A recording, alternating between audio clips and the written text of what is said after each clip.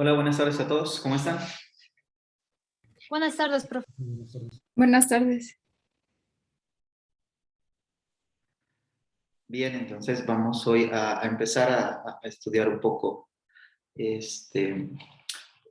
la evaluación, ¿no?, de esta integral de trayectoria. Si nos da tiempo, al final voy a hacer lo de este límite que ayer nos quedamos, ¿no?, con este paso, esta duda de cómo obtener el estado base a partir del límite cuando este parámetro tau tende a infinito en la integral de trayectoria, o más, de manera más específica en la función de Green, en este propagador. Era algo bastante trivial, pero ayer ya no lo hice con cuidado. Entonces, si nos da tiempo, llego a esa parte y hoy digamos, como el objetivo es evaluar la integral de trayectoria en el caso del oscilador armónico, en el caso del oscilador armónico, y eso también es un buen pretexto para estudiar lo que es, digamos, la aproximación semiclásica. Tanto la partícula libre como el oscilador armónico tienen la propiedad de que esta integral, salvo un factor ahí, la podemos calcular utilizando solamente una trayectoria, ¿no? Que esta trayectoria es la trayectoria que satisface las ecuaciones de movimiento, es la trayectoria clásica, y de todas las otras, pues, digamos, las contribuciones se cancelan. Entonces vamos a recordar un poquito cómo haríamos esta integral de trayectoria, pero en algo más sencillo, ¿no? En cálculo normal, en cálculo en una integral sencilla. Entonces déjenme compartirles la pantalla. para hacer este cálculo, porque son integrales más o menos básicas, pero que se necesitan a la hora de querer encontrar el resultado para una teoría más general. Entonces, ¿dónde está? En el Zoom, compartir pantalla. Y ya está relacionado. Entonces voy a tomar otra vez las mismas expresiones, nada más para seguir la anotación. Déjenme ver cuál es la que usa este libro. No confundir. Quiero usar la misma anotación que usa el libro que hemos manejado para estas integrales pues, como básicas. Entonces las voy a poner aquí. Las integrales que necesitamos son las siguientes. Entonces, la primera parte sería, déjenme ponerle aquí, el elemento 1.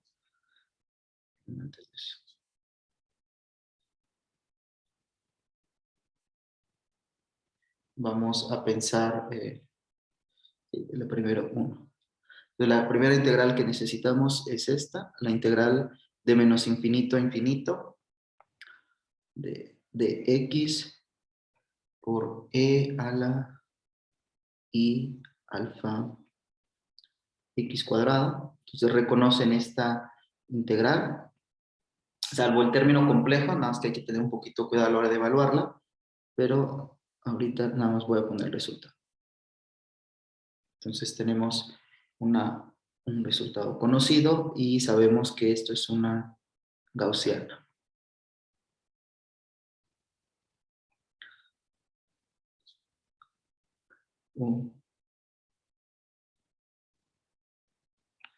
Aquí no es ninguna integral de trayectoria, es nada más una integral usual y podríamos pensar que es como un prototipo del oscilador armónico en la integral de trayectoria, en el sentido de que está ahí el x cuadrado y tenemos una exponencial, ¿no? Es como el análogo. Quiero hacer el cálculo ahorita para esta función sencilla porque nos va a mostrar como lo que realmente uno hace, no solamente para el oscilador armónico en mecánica cuántica, sino lo que van a hacer en cualquier teoría en teoría cuántica de campos. Entonces, para simplificar el cálculo y irnos más al concepto que a la matemática, déjenme hacerlo para este caso.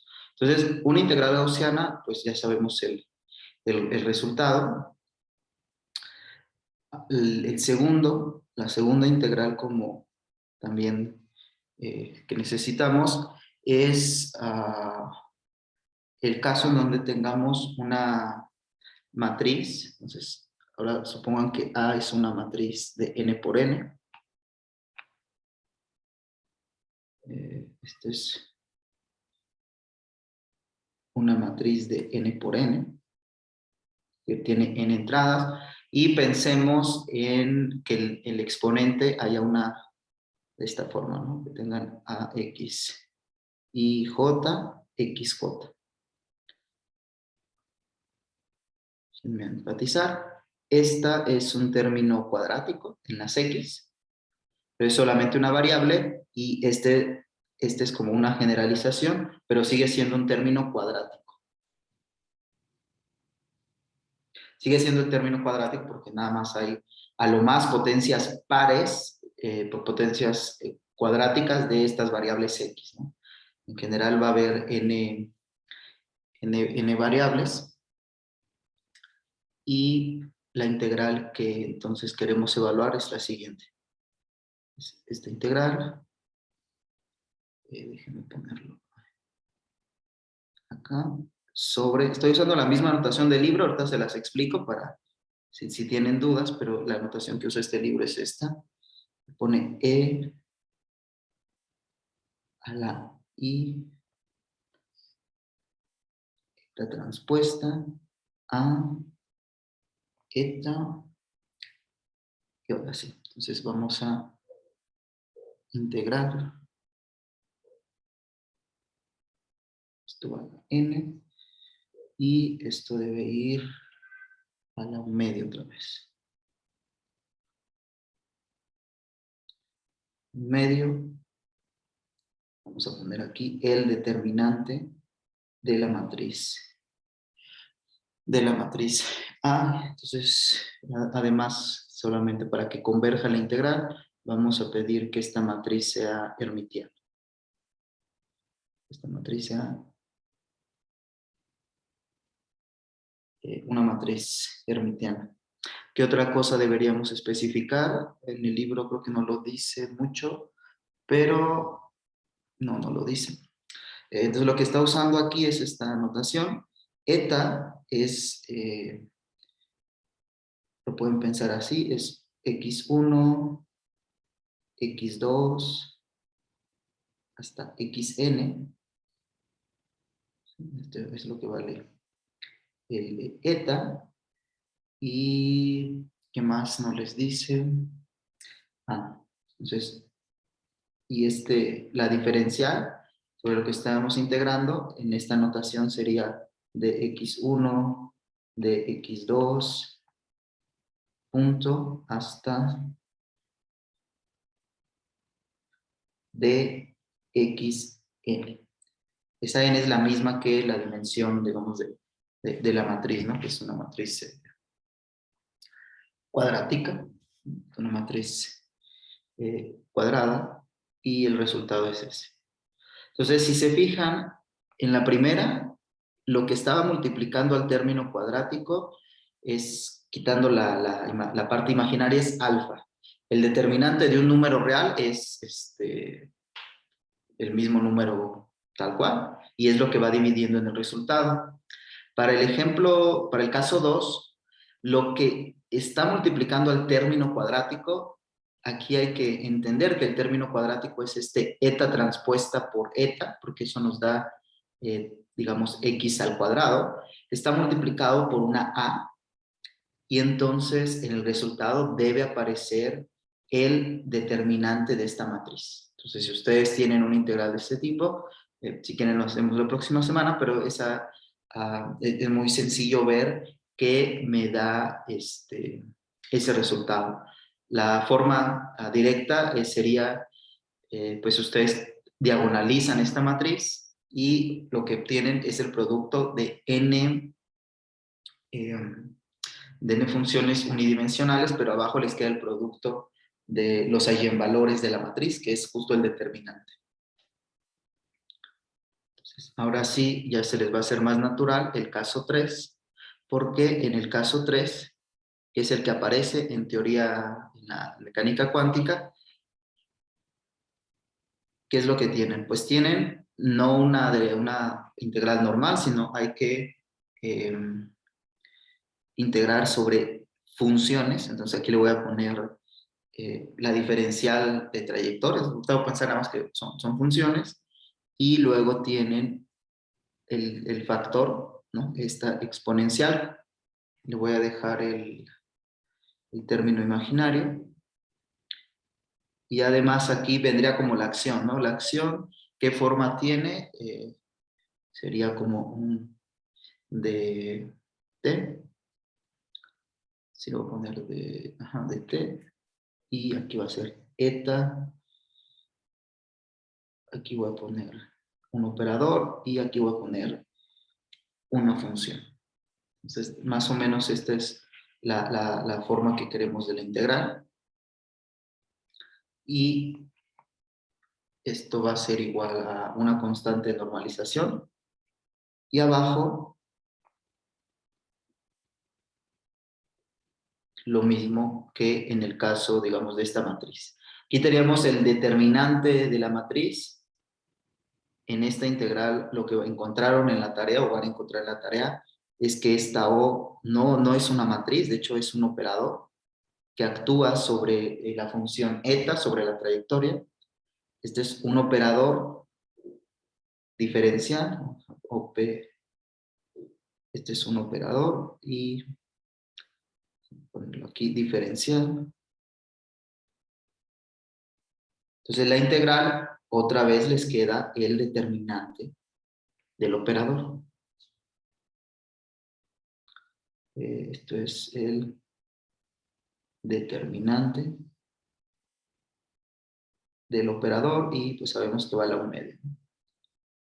Va al U medio. Entonces, estos tres casos que van incrementándose en complejidad, pasamos de una integral de una variable a una integral multidimensional de n variables y finalmente a una integral de trayectoria, bueno, de tipo integral de trayectoria, donde pues las variables son infinitas, bueno, es un continuo, pero en todas ellas pueden ver que el resultado de esa integral prototipo tiene que ver con el determinante de lo que está multiplicando a los términos cuadráticos.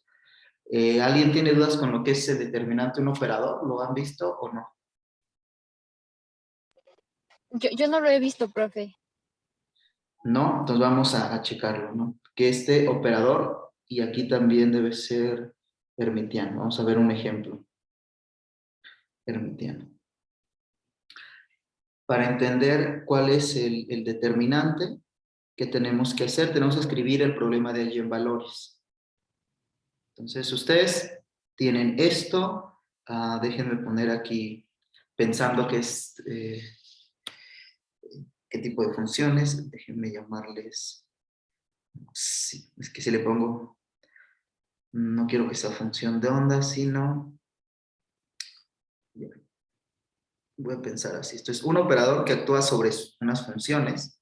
Esto, en principio, déjenme ponerle aquí una etiqueta n. Les va a dar una eigenvalor, le voy a poner lambda n, multiplicado por la misma función. Pues, dado un operador, ustedes pueden escribir esto. Es el problema espectral, ¿no? Se llama así, problema espectral. Problema el problema espectral. Este sería el nombre que le damos, donde tenemos funciones propias y valores propios.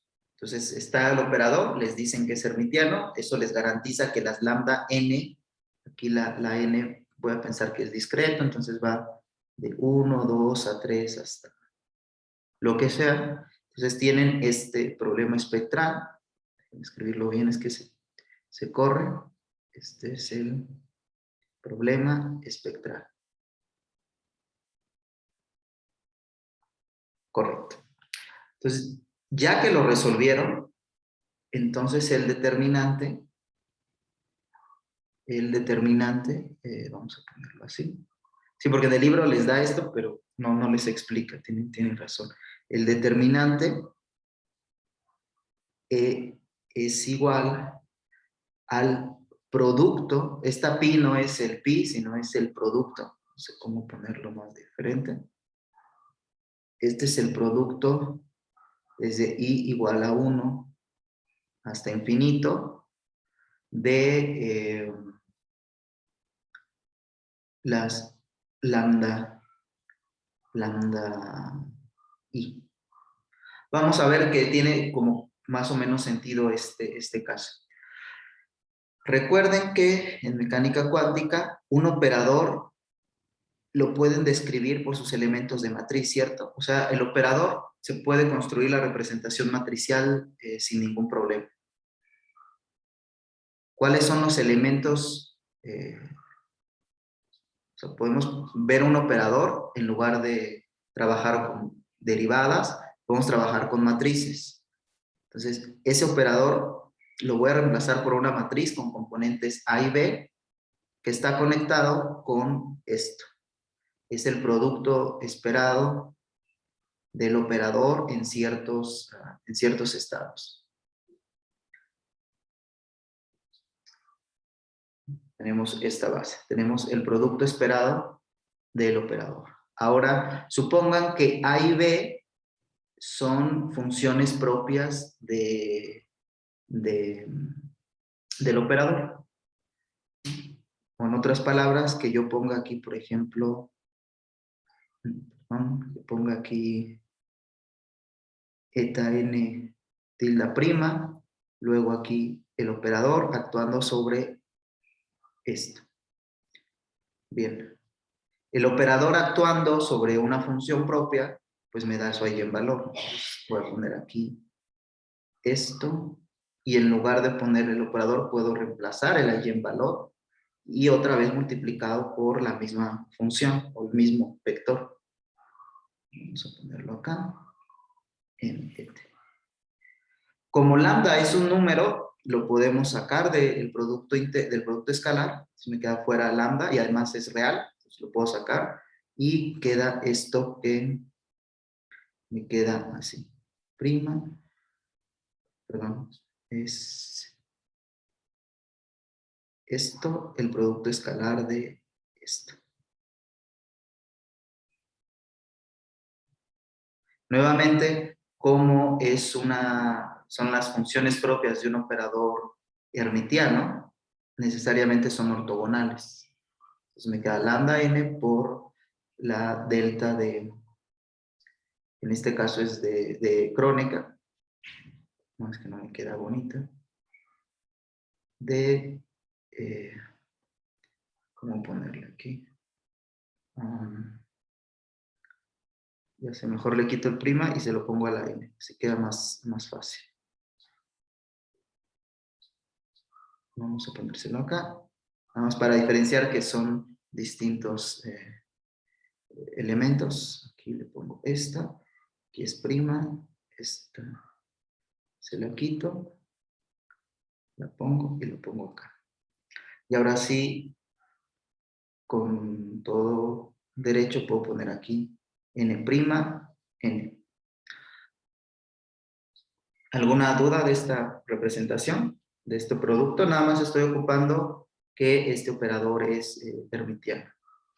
Pues lo voy a poner en rojo también porque si no es hermitiano, no es cierto que las funciones propias sean ortogonales. Por eso lo quiero poner en rojo. Debe ser un operador hermitiano.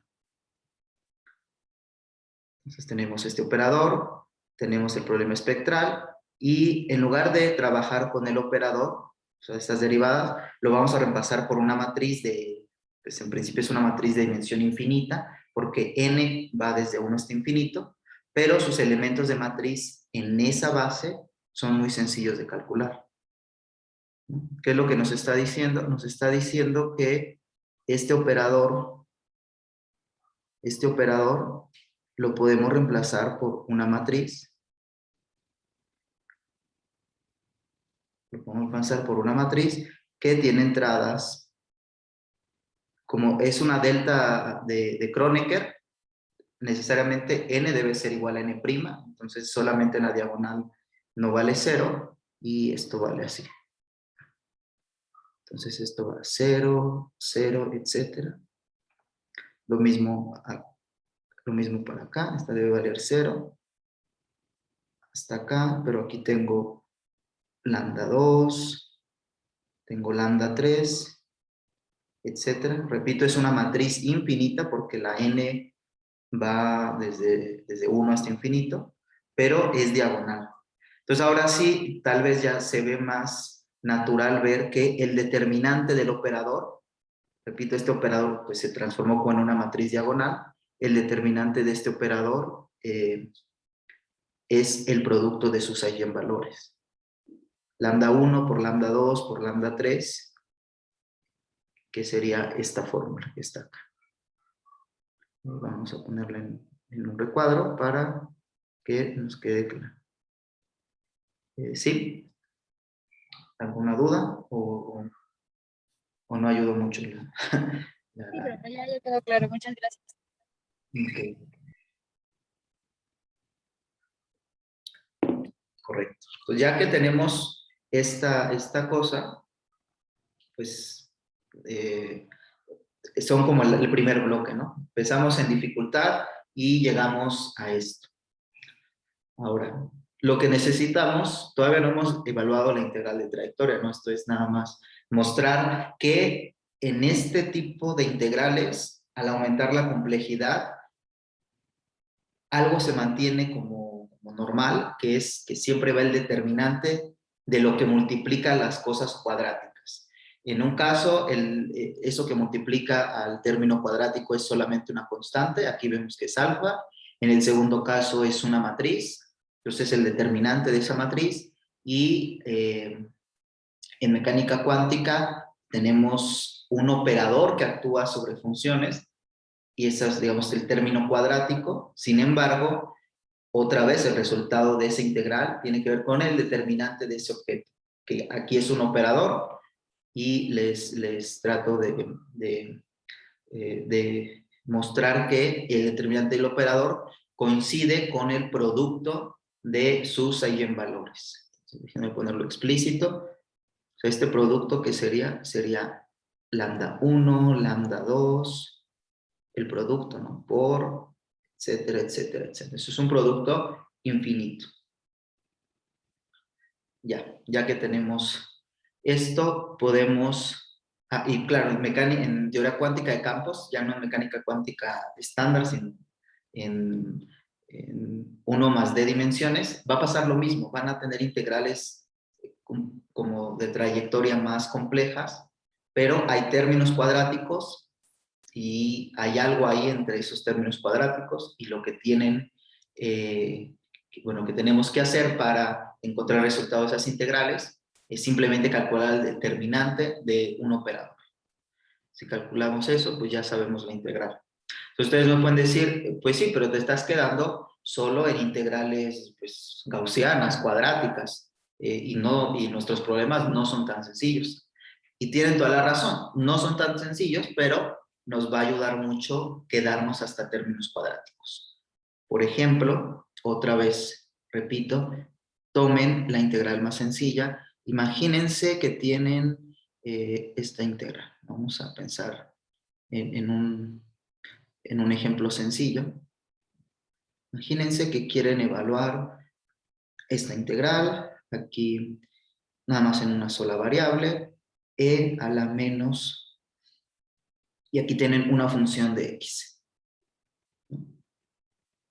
que sería algo más, como más realista, si queremos pensar en una teoría general, porque en principio lo que está en el exponente no es algo siempre cuadrático, sino puede tener pueden ser términos más complicados. Entonces, ¿qué es lo que vamos a hacer? Vamos a expandir alrededor del 0 esta función. Vamos a suponer que tiene un mínimo, ¿no? Suponemos que f tiene un mínimo. Entonces, esta es una cosa. Vamos a suponer que esta función tiene un mínimo en x igual a 0. Tiene un solo mínimo global. Vamos a suponer que tiene un solo mínimo global en x igual a 0. Vamos a poner aquí x igual a 0. ¿Qué es lo que sigue? Desarrollamos en Taylor, entonces alrededor de este mínimo. Que sea un mínimo que implica pues que la derivada de f con respecto a x en x igual a 0, esto vale 0. Es lo que implica, ¿no? Que la primera derivada vale 0. Entonces, si hacemos la expansión de Taylor, ¿esto qué les quedaría? Les quedaría la función evaluada en 0, que es en el mínimo, luego más la primera derivada evaluada otra vez en 0 por x más la segunda derivada evaluada en 0. Aquí se confunden. La segunda derivada evaluada en 0 por x cuadrada. Me falta un factor de 1 entre 2 factorial. Aquí vamos a ponerle 1 entre 2 factorial, etc. ¿Sí? Sin embargo, si tenemos esta expansión, la podemos utilizar en esta integral, ¿no? Entonces, en lugar de poner la f completa, voy a tomar estos términos, ¿no? ¿Por qué no tomaría, por ejemplo, yo x cúbica, x cuarta? La razón está en que aquí tengo una exponencial decreciente. Ahorita por la parte imaginaria que aparece en la integral de trayectoria, no se preocupen, saben que hacemos este paso al tiempo euclidiano, bueno, tiempo complejo con esta rotación de Wick, y logramos transformar las integrales oscilatorias las exponenciales oscilatorias en decrecientes. Entonces no se preocupen por la parte imaginaria. Sin embargo, justo como es una exponencial decreciente y estoy expandiendo alrededor del mínimo, la contribución que da a la integral los términos que vengan de orden cúbico, de orden cuarto, etcétera, van a ser muy pequeños, ¿no? O sea, la exponencial e a la menos x a la cuarta, cuando x es grande, pues es prácticamente cero. Todos esos términos no contribuyen. Por eso podemos aproximar la integral con los primeros 3 términos de esta expansión de Taylor, ¿no? Entonces, aquí sí es una aproximación porque, pues, si queremos ser rigurosos, tendríamos que sustituir toda la serie, pero sustituir toda la serie no es viable. Entonces esto es una aproximación, que decimos esta integral de x de e a la menos f es la integral de x, y pues voy a sustituir esto. Me queda e a la menos f evaluada en 0, luego más f'. Recuerden que están evaluadas estas derivadas. Voy a poner x más, bueno, todos llevan signo menos, ¿no? Porque menos 1 de 2 factorial, la segunda derivada en 0, y aquí tengo x cuadrado. Al hacer esto, entonces aquí voy a poner aproximado, porque es una aproximación, estamos haciendo esto. Bien, el primer término es constante, es e a la menos f evaluada en 0, eso es un número, entonces lo sacamos, e a la f evaluada en 0. Luego tengo la integral de x. ¿Qué más sigue? Que el segundo término lo podemos quitar, ¿cierto? Este término lo podemos quitar porque estamos asumiendo que hay un mínimo en x igual a 0. Entonces la primera derivada es idénticamente 0. Y al final, ¿a qué llegamos? Llegamos a esto. Llegamos a que queda e a la menos, voy a poner así más fácil, mira. Poner e a la menos alfa por x cuadrada, en donde alfa, ¿quién sería? Sería un medio de f bi'prima en 0, evaluada en 0. Y otra vez, ¿esta qué es? Esta integral, ustedes la reconocen, esta integral es una gaussiana. Entonces la podemos resolver. Entonces, en conclusión, el resultado de la integral que queremos es de la forma ¿cómo se llama? De un número, que sería este, ¿no? Sería este. Esto ya es un número, multiplicada por algo ya conocido que es la gaussiana, ¿no? Entonces, si nos vamos acá, vamos a que ver cuánto sería. Entonces, eso me quedaría, pues es raíz de pi. Bueno, si esto sería raíz de pi. Raíz de pi. Entonces, pueden ver que ustedes, si tienen muchas funciones f, o sea, tienen una función arbitraria, en principio f de x, lo único que le piden es que f' en 0, o sea, que tenga un mínimo, y que la segunda derivada sea positiva, o sea, eso implica que haya un mínimo, significa que la segunda derivada en 0 es positiva.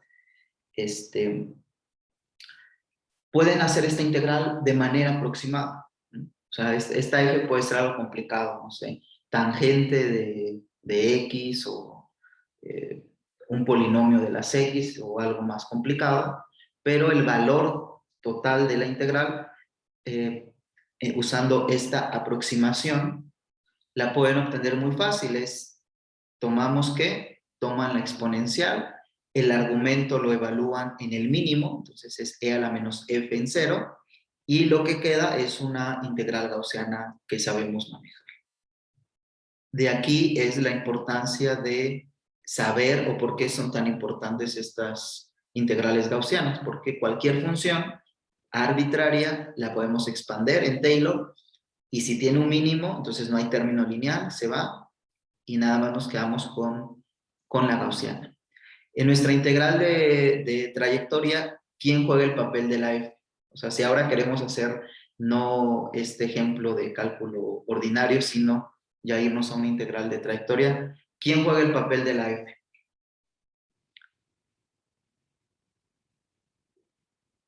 A ver, en este ejemplo, ¿qué sería la f?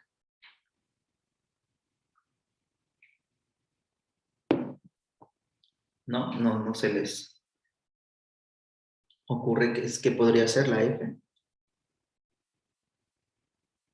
Ejemplo, este es un modelo de juguete. Vamos a poner un modelo sencillo. Un modelo sencillo. Unidimensional. Pero ahora ya quiero pasar a la integral de trayectoria. Nada más que, pues, ¿quién me podría decir que es el este? Entonces, si regresamos a la integral de trayectoria, vamos a regresar. Profesor, Sí, sería la acción, ¿no? exactamente. Sí, ahora lo hacemos para la Tengo integral. una duda, profesor. Sí, Ya en la anotación de la acción como garigoleada que aparece, que es la diferencial de todas las trayectorias posibles. ¿en cuál? ¿En esto que estoy haciendo aquí? En, ¿Qué parte? no, creo que incluso están en las notas anteriores, pero en la definición de la integral de trayectoria aparece una D grande como garigoleada, que creo que está condensando todas las diferenciales de las trayectorias.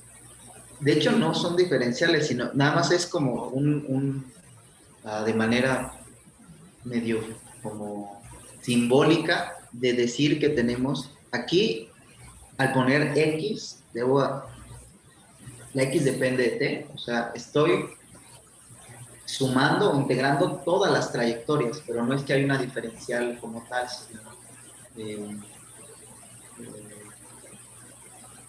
recuerdan que repartieron el intervalo temporal, hicieron esto, y después sacaron un límite. Es nada más para enfatizar que así tendríamos que evaluar la integral. Okay. Es que me causaba confusión porque cuando hicimos esa partición, aparecían varios diferenciales de x1, de x hasta n-1, y me causaba confusión porque parecía una expresión de varias variables. Exacto, pero ¿qué hicimos ahí? Es como que discretizamos el espacio, ¿no? Y el tiempo. O sea, justo al hacer los intervalos, como que discretizamos los puntitos. O sea, sí son todas las variables, solo que tenemos que tomar el límite y de esa manera, ¿cómo se llama? Y de esa manera, vamos a hacerlo mejor para que no. Entonces, sí es cierto que había algo como una de x1 hasta una de x, me parece, n mayúscula, ¿no? Porque partimos el intervalo temporal, o sea, el tiempo final menos el tiempo inicial, lo partimos en n subintervalos de longitud epsilon.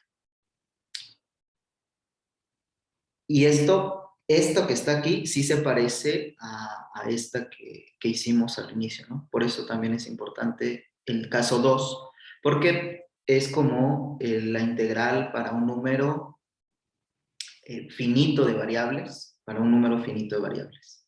Sin embargo, en la integral de, ¿y eso qué es lo que nos dio?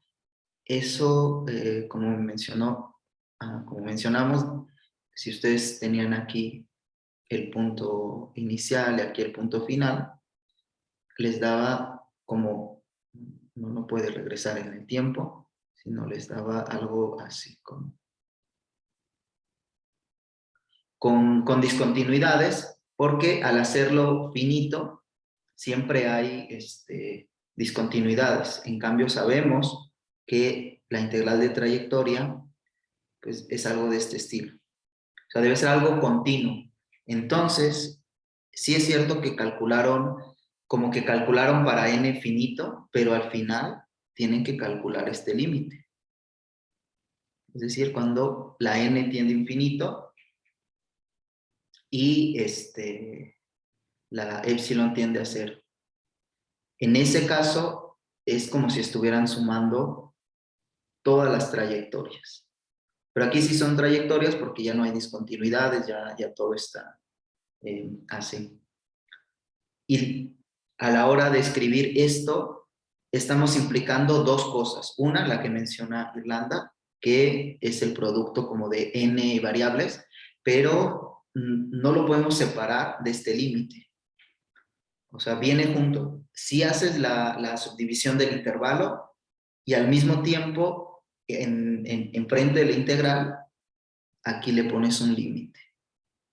¿Sí? No sé si aclaré un poco la duda. Sí, profesor. De hecho, sí, entonces no es que estemos escribiéndolo en un sistema de muchas dimensiones, sino muchas trayectorias, ¿no? O sea, sí de hecho son dimensiones infinitas, ¿no? Si nos olvidamos un poquito del límite, pareciera que lo estamos haciendo para n grande. Sí. Pero al hacer n tendiendo a infinito, es como equivalente a pensar que estamos sumando sobre trayectoria. De acuerdo, profesor. Pero sí esa es la diferencia, es una integral de dimensión infinita por el límite. O sea, si no tuviéramos el límite, realmente lo que tenemos pues es esto, algo de este tipo. Tenemos n variables y ya nada más estamos integrando. Es por eso el caso 2 viene antes y está en medio entre el más sencillo y el 3, porque en el 3 es en el límite cuando este número de diferenciales va a infinito. En el límite cuando va a infinito. Entonces, no hay que tener siempre en cuenta eso, ¿no? De que tenemos que hacer ese límite. Tenemos que hacer ese límite y para recordarnos justo que no son n variables, ponemos esta d como diferente, ¿no? No como diferencial. Gracias, profesor.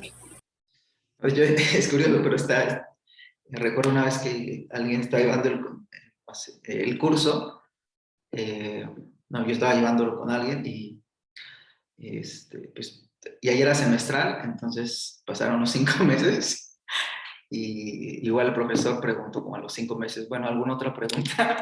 Y alguien después de 5 meses sí le hizo lo mismo que ahorita me comentas, que era esa D diferente de la integral. Entonces, por favor, no esperemos hasta el final, sino como ahorita Irlanda le hace, desde pues, el inicio, si hay un símbolo o algo que les causa un poco de extrañeza o no lo sienten tan familiar, con toda confianza pregunten, porque sí fue chistoso que ya estábamos haciendo cosas, creo, de renormalización y alguien preguntó qué quiere saber diferente.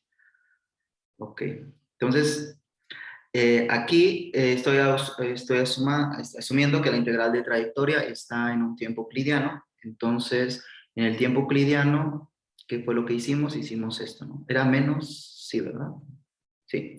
Entonces pasamos del tiempo real, a un tiempo imaginario donde este parámetro tau y la acción que ustedes conocen, pues realmente se va a una acción para hacer énfasis que está en el tiempo euclidiano, le ponemos esto. Y ahora las trayectorias no dependen, las trayectorias X no dependen de T, sino que tienen que depender de tau. ¿No? Para eso metimos esta rotación de Wick para tener esta exponencial decreciente. Entonces nada más la diferencia entre la S y la SE tiene que ver con el potencial. La SE es otra vez, repito, una funcional, entonces tiene que comer trayectorias. Es un integral en el tiempo, pero es el tiempo euclidiano. Y aquí no es el lagrangiano, porque el lagrangiano, aquí déjenme poner, aquí sería X punto, vamos a poner lo que sería, ¿no? La energía cinética es un medio de M por X punto al cuadrado. Si fuera el lagrangiano, yo tendría que poner menos B de X. Sin embargo, debido a la rotación de Wick, aquí aparece un signo más. Aquí aparece un signo más y le ponemos esto así. Donde el X punto es la derivada de X respecto del parámetro que le toca, que es tau, que es su variable. Bueno, es su variable de tau. Profe, ¿Sí? ¿el hacer esa rotación de Whittaker tiene alguna implicación física o solamente es como un artificio matemático? Tiene una implicación física muy fuerte y es que estamos metiéndonos en la región clásicamente prohibida. Vamos a verlo muy fácil. Imagínense un potencial muy famoso, lo voy a dibujar aquí, un potencial B de X, como que muy en física teórica, tiene esta forma. Le llaman el potencial de doble pozo por obvias razones, ¿no? Entonces tiene dos mínimos degenerados. Por ejemplo, esto ¿cómo se llama? De Higgs, ¿cómo se llama? Lo que da origen a las masas, tiene un nombre antes de Higgs, ¿cómo va? Mecanismo de Higgs. Exacto, el mecanismo de Higgs está basado en, digamos, con este potencial de este tipo de cosas. Por eso es muy importante el potencial de doble pozo. Entonces tiene dos mínimos degenerados y clásicamente, pues sería imposible, si este es el potencial, sería imposible que el estado base, o sea, algo de menor energía, pasara este mínimo. Clásicamente no podría pasar esto. Clásicamente o está del lado izquierdo o está del lado derecho. No hay discusión. Pero, ¿qué efecto cuántico a mí me permite como no tomar como esta ilustración si ya estudio de manera cuántica? ¿Qué pasa cuánticamente?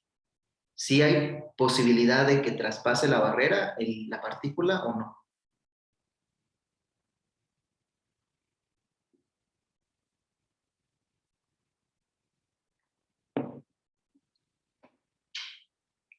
No se ve. Pues sí, ¿no? Cuánticamente sí se puede. ¿Y cómo se llama? Ajá, cuánticamente sí vamos a poder.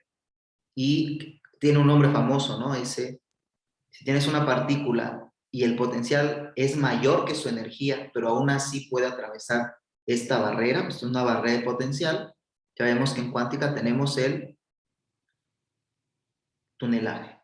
Sí, estoy seguro que todos escucharon esta palabra en el discurso de cuántica, que a pesar de que tu potencial tenga mayor energía que la que tiene tu partícula, puede atravesar. Eso explica muchos fenómenos físicos. Entonces, esta rotación de Wick, acabamos de ver que le cambia el signo al potencial. Si le cambia el signo al potencial, ¿qué pasaría? Lo voltea. O sea, si B de X tiene dos mínimos, menos B de X tiene dos máximos. Y entonces, como mi integral de trayectoria todo es clásico, para este potencial, yo sí puedo estudiar la trayectoria que va de este mínimo a este mínimo. ¿Están de acuerdo que sí, clásicamente, sí puedo ir del mínimo izquierdo al mínimo derecho? porque la energía es suficiente como para hacer eso. Pero que en la realidad, ¿qué está implicando? Está implicando que para el potencial original, es decir, en el tiempo real, recuerden, esto es en tau, cuando tenemos el tiempo tau, tiempo euclidiano, pero al hacer la mecánica clásica estándar en este potencial volteado en tau, es equivalente a hacer tunelaje en mecánica cuántica con el tiempo real. No sé si eso contesta la pregunta. Sí, profe, muchas gracias. ¿Sí? Entonces, si nosotros tuviéramos este potencial nada más, clásicamente no hay ninguna trayectoria que conecte esto con esto. Recuerden, si fijamos estos dos puntos, debemos encontrar todas las trayectorias que los conecten y clásicamente no podríamos. De hecho, pues nada más está esta trayectoria como que podríamos la amplitud de transición de aquí a acá sería cero. Pero este artefacto pareciera, pues sí, pareciera artefacto, es que volteamos el potencial, es decir, nos vamos al tiempo imaginario y aquí pues, hay una trayectoria muy padre que va de acá a acá sin ningún problema. Entonces puedo calcular mi amplitud de transición, todo, usando las ecuaciones de movimiento, la mecánica clásica con este potencial y al final pues me regreso y lo que digo, lo que te estoy dando pues es la probabilidad de transición de este mínimo a este mínimo cuántico, es decir, te estoy dando detalles del tunelaje. Entonces, por eso es bonito y útil tener esta representación en cuanto a los potenciales. Entonces, voy a borrar tantito. Pero esa es la idea que queremos darle, ¿no? O sea, sí tiene ese significado. Por eso pongo el rojo, el signo más, porque si originalmente a ustedes les dieron un potencial, cuando calculen todas las trayectorias de la mecánica clásica, etcétera, eso es nada más equivalente al problema, pero con potencial invertido. Vamos a ponerlo entonces en azul. Entonces, si tenemos el potencial de X, hacemos el paso de t a tau, entonces tenemos que considerar el mismo potencial, pero con signo negativo. Ok, entonces ya llegado a este punto, entonces antes de la pausa, nada más escribir qué es lo que quiero hacer. Nos dijo Irlanda que en esta integral de trayectoria, perdón, este ejemplo sencillo de la función, esto que está aquí, que es como, digamos, una integral de trayectoria de juguete, porque aquí f no es un funcional, es una función sencilla. Pudimos ver que la podemos aproximar esta integral como, basándonos que tiene un mínimo, lo podemos aproximar con una gaussiana, bastante bien, con una gaussiana bastante bien. Entonces vamos a hacer lo mismo acá. ¿Cuál sería la analogía? Entonces vamos a ver la analogía. El primer punto ya está establecido. El primer punto es que la f de x, que era una función, se transforma en un funcional, que va a ser la acción. Y esta acción, en lugar de tomar solo números reales, toma trayectorias completas.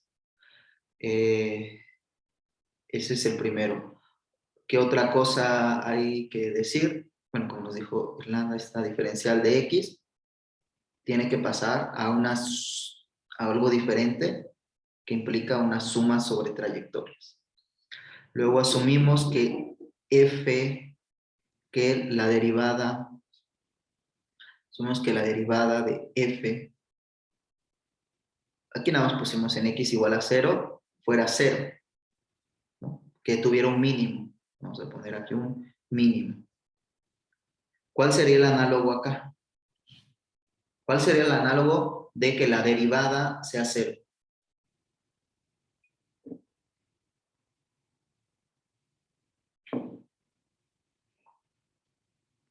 ¿Cuál sería? Pues sería poner la acción clásica.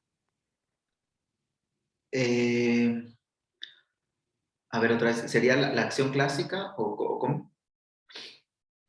Sí, porque estoy pensando en que sería como variar esa acción e igualarla a cero y eso nos daría la acción clásica.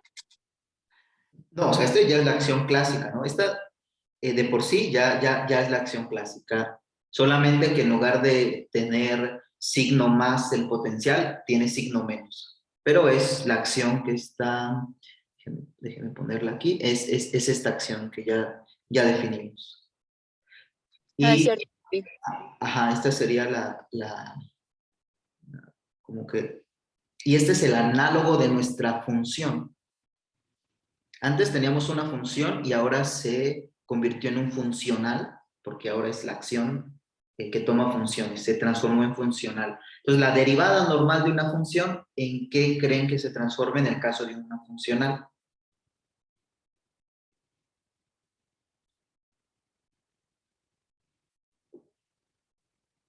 En que la primera variación, ¿cuánto debe valer? Cero. No sé si la lógica es más o menos clara.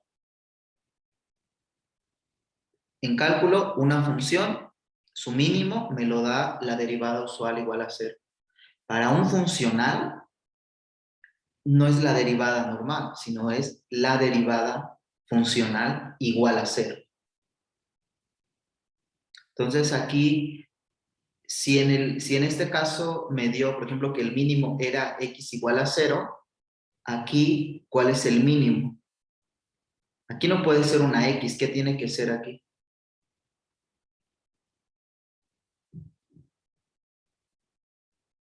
Una trayectoria, ¿Y qué trayectoria es la que minimiza la acción? la geodésica.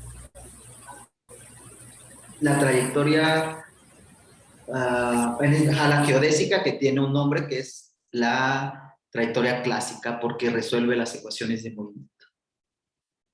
Entonces le voy a poner aquí XC, XC delta.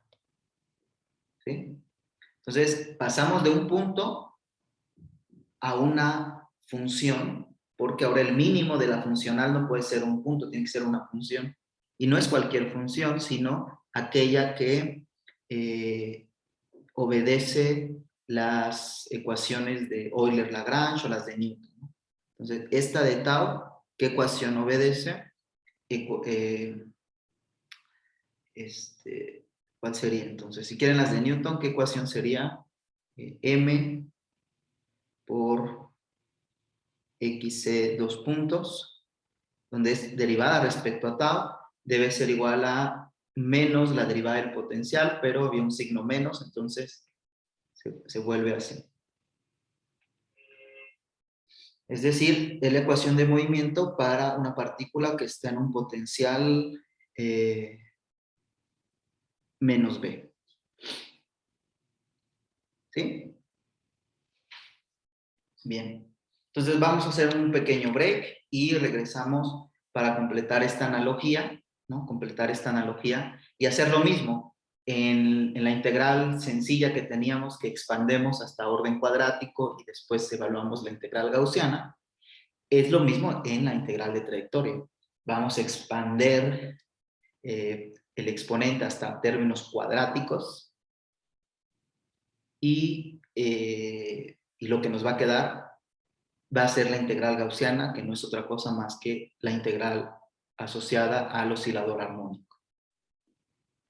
Entonces, ahorita en unos 5 minutos volvemos con esta parte.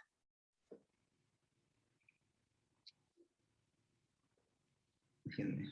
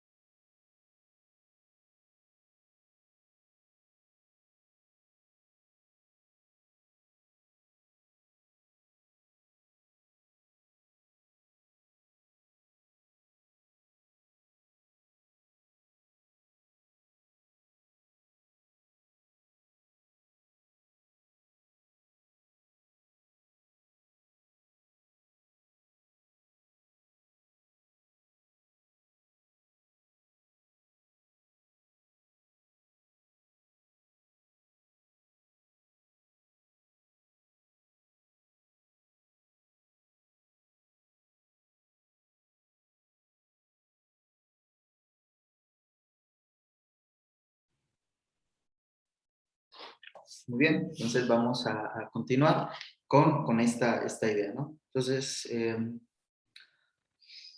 a compartir pantalla.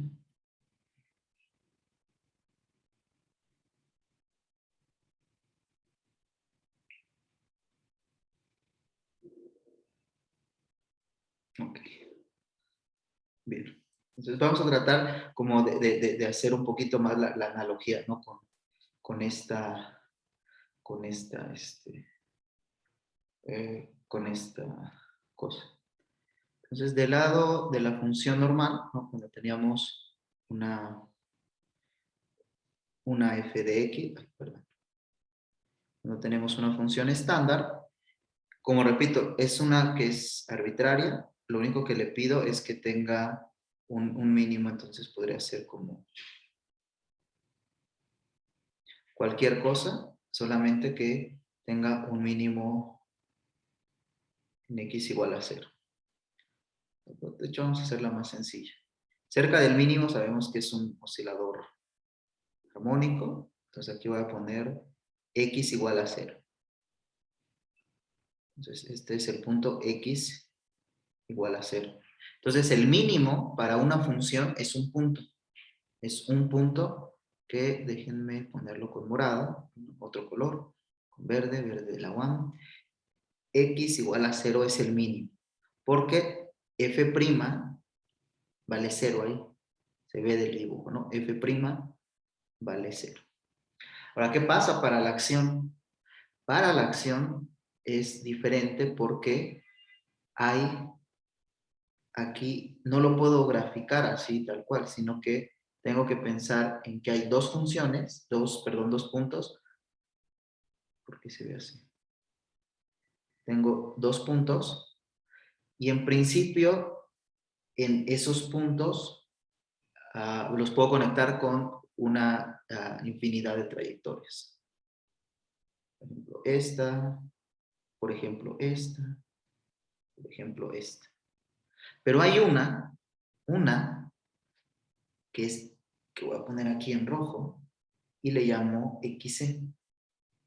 ¿Qué propiedad tiene esta trayectoria? Es que justo me minimiza a la funcional, me minimiza la acción.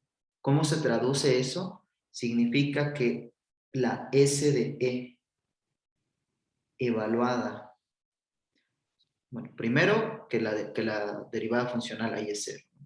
Esto lo podemos poner con esto, que la derivada funcional de la S de E, cuando ustedes la evalúan en esa trayectoria, vale 0. Vamos a poner aquí igual a 0. Como es un mínimo, vamos a poner lo que significa, ¿no? Del lado izquierdo, para la f significa que f de 0 es menor o igual que f de x para todo x diferente. Bueno, aquí de hecho si lo puedo poner de manera explícita con una desigualdad así. F de 0 es menor que el valor de la función para cualquier valor de la variable x. Entonces lo mismo va a suceder acá. La S de E evaluada en la trayectoria XC es menor que la acción evaluada en cualquier otra trayectoria. Entonces pueden tomar de esas tres que puse en azul, pueden tomar cualquiera, y el hecho de que la derivada funcional valga 0 me garantiza que esta me da un mínimo.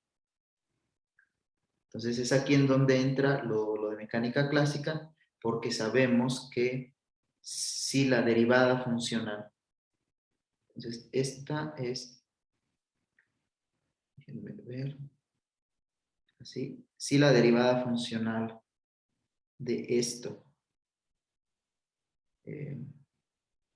es 0, o más bien, así. La derivada funcional de la acción igual a 0, ¿esto qué implica?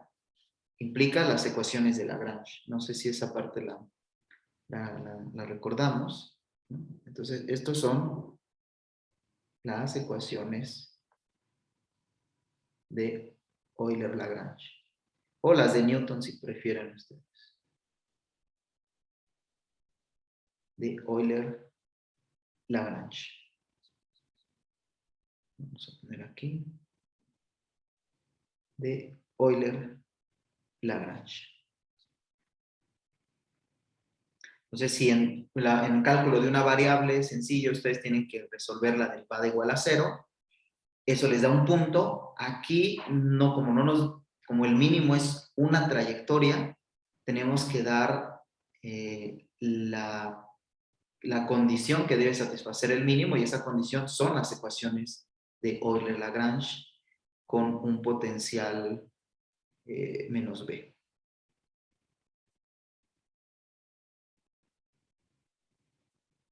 No sé, ¿alguna pregunta hasta aquí? Sí, sí se ve como la generalización de lo que haríamos en cálculo estándar con lo que vamos a hacer en la integral de trayectoria.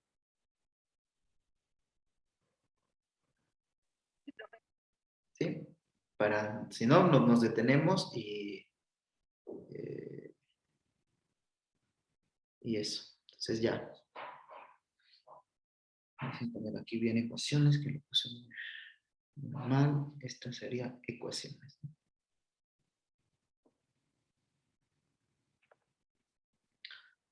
Perfecto. Entonces ya está aquí esta analogía de que la función la vamos a promover a un funcional, que los puntos que eran mínimos se van a convertir en trayectorias mínimas, pero esas no son arbitrarias, son la solución de las ecuaciones de movimiento en la mecánica clásica estándar. Entonces, si ustedes agarran la función f de x, expanden alrededor de un punto, expanden alrededor de x igual a 0, mientras que para el funcional euclidiano, esta acción en el tiempo euclidiano, no estamos expandiendo alrededor de un punto, estamos expandiendo alrededor de una trayectoria. O sea, tenemos una trayectoria y alrededor de toda esa trayectoria es que hacemos la expansión del funcional. Entonces hay esa es como una diferencia grande entre el cálculo normal y el otro. Ahora estamos expandiendo alrededor de una trayectoria aparte muy conocida, que es la solución de la ecuación clásica. Y aquí es donde entra otra vez la genialidad de Feynman, porque él nos está diciendo, cuando hagas esta aproximación a términos cuadráticos, ¿por qué sabemos que va a haber que ahorita son términos cuadráticos? Porque lineales no debe haber, porque la primera derivada o la derivada funcional vale 0. Entonces, términos lineales no hay. Lo que sigue es el cuadrático. El término de orden 0, como es una constante, va a salir de la integral de trayectoria. Nos va a quedar una integral como cuadrática, pero realmente va a ser oscilador armónico. Nos va a quedar esta integral del oscilador armónico. Y en principio tenemos que calcular todas ¿cómo se dice? Pues todas las trayectorias, pero bajo esta aproximación únicamente nos vamos a enfocar en aquellas que están cerca de la trayectoria clásica. Entonces aquí estamos estudiando lo que se llama fluctuaciones cuánticas. ¿Por qué son fluctuaciones cuánticas? Porque clásicamente, pues nada más está esta trayectoria, no hay de otra, nada más está la solución de las ecuaciones de Lagrange. Pero en cuántica nos dice, ¿sabes qué? No, el momento y la velocidad no pueden tener al mismo tiempo un valor definido, con 100% de un valor definido, y entonces hay fluctuaciones que no te permiten hablar de una trayectoria, sino pues como de un anillo, como sí, un conjunto, hay un bunch de trayectorias. Y por eso se le llaman fluctuaciones cuánticas, porque la trayectoria clásica está ahí, y lo que estamos estudiando es expander alrededor de esta trayectoria un poquito, en analogía a lo que hicimos en la primera integral para la función f de x. no podemos resolver digamos, en toda generalidad no podemos resolver esa integral, pero la podemos aproximar si usamos el hecho de que tiene un mínimo en x igual a 0, ¿no? Si ustedes hacen la expansión alrededor de cualquier otro punto, pues no les va a dar bien porque es la característica que estamos usando y que tiene mucho peso para obtener un resultado apropiado, en el sentido de que la aproximación y lo exacto sean, pues sean parecidos, es eso de que estamos expandiendo alrededor de mínimos, y los mínimos en términos de mecánica clásica y del funcional de acción se transforman en las trayectorias clásicas. Vamos a hacer esto. Y todo está, digamos, esa es como la base de todo, ¿no? Queremos hacer, expander esto de la siguiente manera. Por eso se los dejé de tarea. Entonces, ¿qué era la tarea? La tarea es agarrar la acción, expander hasta términos cuadráticos. Entonces, ese es el análogo de esto que hicimos aquí, fíjense. Aquí esta función f la expandí hasta términos cuadráticos. Pero era sencillo porque es una función de cálculo ordinario de una variable. Lo que ustedes tienen que hacer es expander la acción alrededor, ahorita en principio, de cualquier trayectoria. Entonces el término lineal pues va a estar ahí todavía, lo tienen que poner. Repito, eso les va a llevar a las ecuaciones de Lagrange. Mientras que el término cuadrático para la integral de trayectoria les va a quedar como el oscilador armónico. Les va a quedar la integral del oscilador armónico. Entonces, no solamente por sí solo la integral de trayectoria del oscilador armónico es como importante, sino que va a ser la base para estudiar cualquier otro problema. Aquí el análogo era este, ¿no? Aquí la f era arbitraria, era la que queramos, y siempre la podemos aproximar con la gaussiana. Lo mismo va a pasar en mecánica cuántica. Una teoría que no sea oscilador armónico, un potencial más general, lo vamos a poder, la integral la vamos a evaluar, a aproximar como una integral cuadrática, una gaussiana, pero realmente no es gaussiana, sino, repito, va a haber operadores ahí en el exponente y todo. Sin embargo, corresponde al oscilador armónico. Entonces, el oscilador armónico en mecánica cuántica juega el papel de una gaussiana en el cálculo estándar.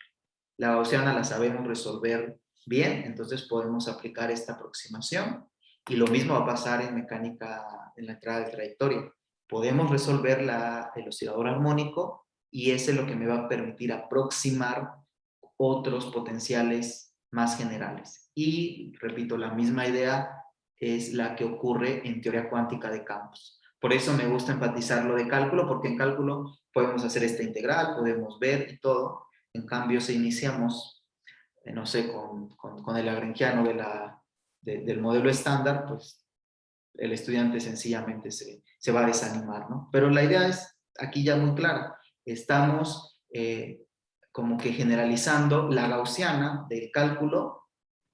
¿A qué correspondería en una teoría cuántica de campos? Al oscilador armónico. Entonces, ese es el objetivo, lo que falta ahorita de la clase. Quiero ver cómo encontrar esta gaussiana o la integral de trayectoria en el oscilador armónico. ¿Sí? Está, digamos, como la idea sí queda clara o no. Sí, profe. ¿Sí? Bueno, entonces creo que aquí ya no voy a ocupar nada, ¿no? Quiero compartirles un artículo y de ahí ir leyendo unas cosas para nada más de entrada, y ya después la siguiente clase lo doy con más detalle. Todo esto era para convencerlos de que al evaluar la integral de trayectoria del oscilador armónico, realmente estamos resolviendo una gran cantidad de problemas, porque vamos a hacer esta aproximación. Entonces, aquí ya no voy a compartir. Déjenme compartir.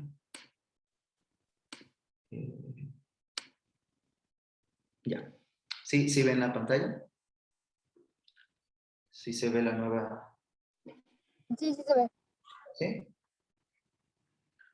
Bien. Entonces, aquí prefiero irme a la fuente principal porque, de hecho, quizás lo suba y ustedes lo lean de estas lecturas que yo les recomiendo, lean esta para esta parte del oscilador armónico, ¿no? El oscilador armónico. Como siempre, los detalles pues, los voy a hacer yo para aclarar todas las dudas. Entonces, déjenme irme como a lo principal de esto. Entonces, esto es un artículo ya bastante antiguo, de hecho, parte de un libro que dice capítulo 3, y el título es ABC de instantones. Son unos objetos ahí, no vamos a estudiar instantones, por supuesto, pero en este capítulo viene muy bien explicado cómo hacer la integral de trayectoria para el oscilador armónico, que me gusta mucho. Pues entre los autores, Novikov fue medalla Fields, es medalla Fields, todavía vive, es Vladimir Novikov, pues saben ustedes, no es el Nobel de la mecánica, perdón, del Nobel de las matemáticas, es la medalla Fields. Bueno, Novikov es uno de ellos. Y los otros tres, Schiffman, Weinstein y Sakharov, ellos sí son físicos teóricos.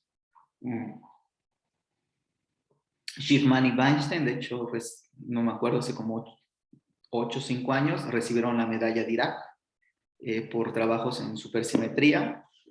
Y bueno, Sakharov es otro grande de la física teórica. Lo pongo acá porque tuve la oportunidad de tomar clases tanto con Schiffman como con Weinstein, y pues así fue como descubrí este mundo tan interesante de integrales de trayectoria y etc. Entonces el contenido pues es muy complejo, ¿no? Llega hasta cosas de QCD, de vacuum, de verdad, cosas teóricas muy avanzadas, pero yo nada más me voy a quedar en esto, en el 206, es donde vamos a ver, este es mecánica cuántica, tiempo imaginario e integral de trayectoria. Entonces, en esta parte, yo les voy a pedir que lo lean, pero sáltense si quieren la introducción, si les interesa como históricamente y algunas cosas más avanzadas, como nada más para empaparse un poco del lenguaje y de lo que se estudia, pues si quieren pueden leer la introducción, pero realmente no. Yo nada más recomendaría empezar a leer desde aquí, nada más desde la 1, y el resultado básicamente es hasta acá, entonces hasta la ecuación 18. Entonces hasta la ecuación 18 es lo que a mí me interesa. Lo voy a subir en el aula, y aquí nada más voy a, así, de manera más sencilla, casi platicando qué es lo que se hace aquí, ¿no? Lo que deriva el problema el oscilador armónico. Entonces, la primera, esto me lo voy a saltar, es lo que ya vimos, ¿no? Entonces, ya vimos la acción normal, vimos esto, que es, este es el propagador, ¿no? El elemento de matriz del operador de evolución. Entonces, esto ya lo saben. Y nada más voy a partir acá, desde la ecuación 7. La ecuación 7 ya está en el tiempo euclidiano, entonces aquí, como pueden ver, la acción lleva signo más, aquí frente al potencial tenemos signo más, y por simplicidad, y siempre se puede hacer, asumimos que la acción es siempre mayor o igual que 0. Lo mismo que hicimos para la F, pensar que hay un mínimo global, y tomamos el origen de referencia en ese mínimo, pues siempre va a ser positivo. Lo mismo va a pasar para nuestros casos. Si eso no fuera, no tendríamos ningún mínimo, y pues nuestra teoría no habría un estado base estable, y pues eso no sería de ninguna utilidad. Siempre se puede asumir que esta integral de trayectoria euclidiana para cualquier trayectoria esta funcional es siempre mayor o igual que 0. Entonces aquí es donde empieza esta cuestión de calcularla, ¿no? Entonces lo que hacemos es, ustedes tienen una función, que es la que tenemos que meter aquí en la acción, y luego sumar sobre todas las trayectorias, teniendo en mente que esto es un límite, tenemos que sumar sobre todas las trayectorias, pero una forma muy elegante de hacerlo es la siguiente. Esto se puede mostrar por un teorema que cualquier función que satisface las condiciones de frontera de que al tiempo inicial está en XY y que al tiempo final está en XF, cualquier función de ese tipo, cualquier trayectoria, la podemos expresar como la ecuación 8. Entonces, la ecuación 8 es una función ahí, pues la que ustedes quieran, y lo que está del lado derecho es una suma sobre un conjunto completo de funciones ortonormales que satisfacen las condiciones de frontera adecuadas, es decir, que se hacen cero. Entonces, esta X más grande, evaluada en los puntos extremos, me da el X final, cuando el tiempo es el tau final, y al tau inicial, esta X mayúscula me da la posición inicial. Pero estas evaluadas en esos puntos extremos me da cero, ¿no? Me da cero porque pues no van a contribuir, esos están fijos. Y nada más le puedo pedir, y esto no es ninguna complicación, pedir que sean ortonormales, es decir, que la integral del producto de dos de ellas sea igual a una delta de Kronecker, con subíndices n y m. Entonces aquí tienen una expansión sobre una base completa de funciones ortonormales, donde los coeficientes Cn pues me dicen la combinación lineal en esta base. Desde este punto de vista, integrar sobre todas las trayectorias es lo mismo que integrar sobre todos los posibles valores que pueda tomar estas constantes. Este paso es importante. Si tienen dudas lo discutimos, pero no sé si tengan algún comentario. Vamos a reemplazar esta diferencia, este dx, ¿no?, de trayectorias, por el producto de diferenciales, ahora sí, digamos, como ordinarias o de cálculo normal, pero es un producto infinito en principio, ¿no? Es un producto infinito donde las Cn son los coeficientes de esta expansión. ¿Algún comentario? ¿No? Bueno, es que a mí no me queda muy claro cómo hacer esta relación de esos coeficientes con, bueno, esos coeficientes de expansión para hacerlos como, pues, esa dx, o sea, no le entendí muy bien. Vamos a tratar de verlo. Como tenemos que integrar sobre muchas trayectorias, sobre de hecho cualquiera, ¿estás de acuerdo que fijamos esta base ya está fija, ¿no? Se toma senos, cosenos, algo, lo fijamos. Sí podemos ver que al cambiar estos coeficientes, cambia esta función, ¿cierto?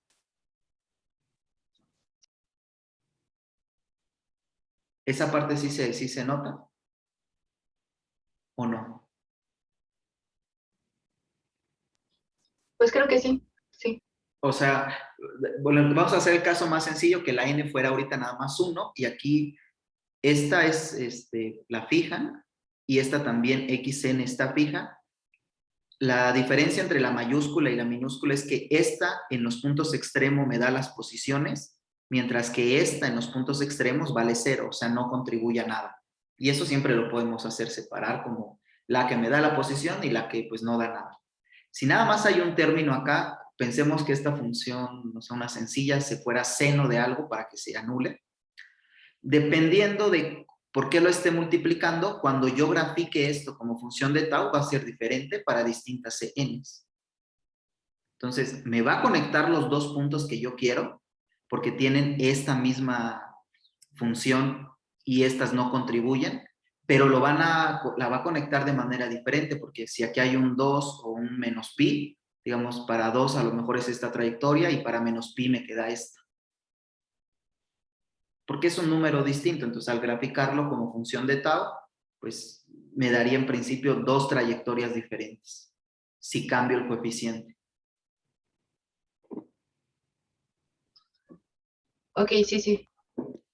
Y entonces ahora lo generalizamos, pues como esto puede ser un número continuo, o sea, no es que valga 1, 2, 3, pues realmente sumar sobre todas las trayectorias es permitir que estos coeficientes puedan tomar todos los valores que yo quiera, de tal manera que si ustedes me dan una trayectoria, yo les pueda dar los valores de los coeficientes que describe esa trayectoria.